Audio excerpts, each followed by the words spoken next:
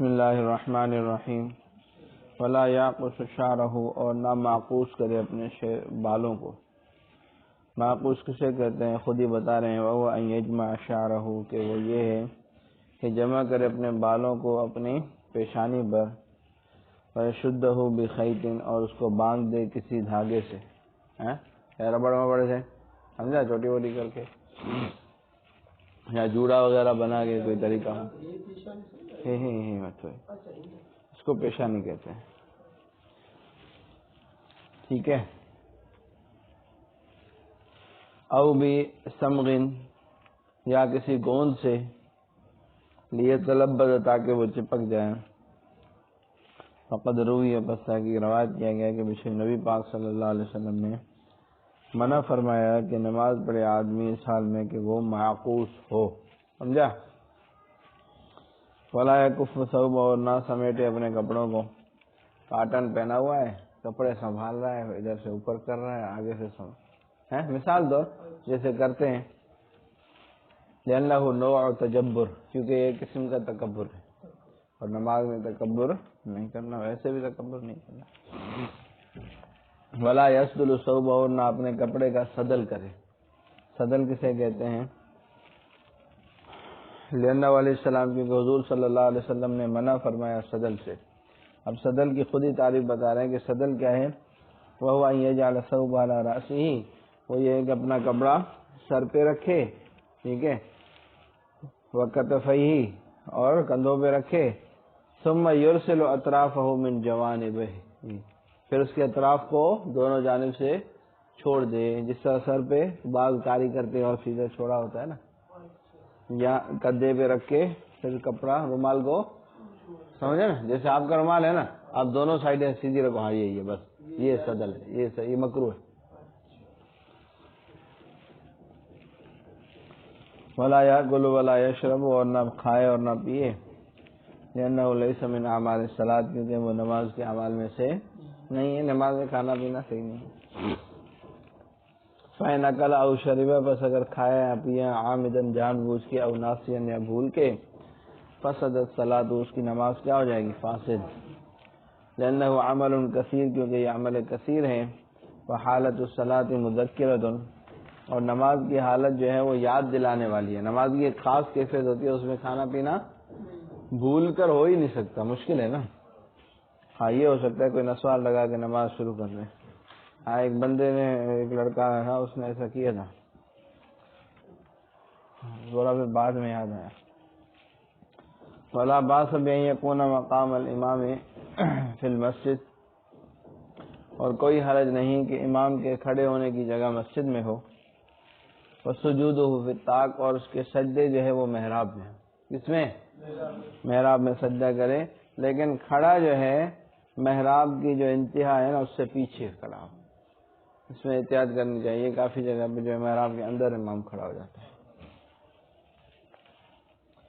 ویکرہ، اور مکروہ ہے کہ یکون الامام وحدہ علی الدکان، کہ امام اکیلا جو ہے وہ کسی چبوترے پر ہو، چبوترا مطلب تھوڑی اونچی جگہ پر ہو۔ لما قل، یہ کا چھوڑ دیا کیا بیچ میں؟ ہاں، ویکرہ ان یقوم فی الطاق، یہاں ہے نا، ہاں، اور مکروہ ہے کہ امام کھڑا ہو کس میں؟ چبوترے میں، ٹھیک ہے۔ لأنہ یشبہ صنیع اہل الکتاب، کیونکہ وہ کیا ہے؟ اہل کتاب کے عمل کے مشابہ ہے، من حیث، اس حیثیت سے کہ وہ تخصیص کرتے ہیں امام کی مکان کے ساتھ۔ کس کے ساتھ؟ ہمارے یہاں جو محراب ہوتا ہے وہ تخصیص کے لیے نہیں ہوتا، بلکہ جگہ بچانے کے لیے ہوتا ہے۔ ویسے امام اگر صف میں کھڑا ہو تو پوری صف خالی ہوگی نا۔ اللہ اکبر کبیرہ۔ بخلاف ما اذا کان سجودہ فی الطاق، بخلاف وہ صورت کے کہ کیا ہے اس کا سجدہ محراب میں۔ ویکرہ ان یکون الامام وحدہ علی الدکان، اور مکروہ ہے کہ ہو امام اکیلا جو ہے وہ کس پر؟ اونچائی پر۔ لما قلنا، اس وجہ سے جو ہم نے کہا کہ تشبیہ اہل کتاب کے ساتھ۔ وقضا علی القلب، اور اس طرح برعکس امام نیچے ہو باقی سارے مقتدی اوپر ہوں.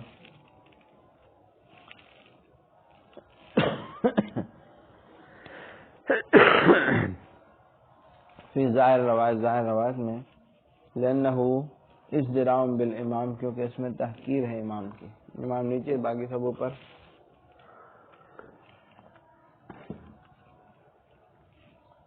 ولا باس ان يصلي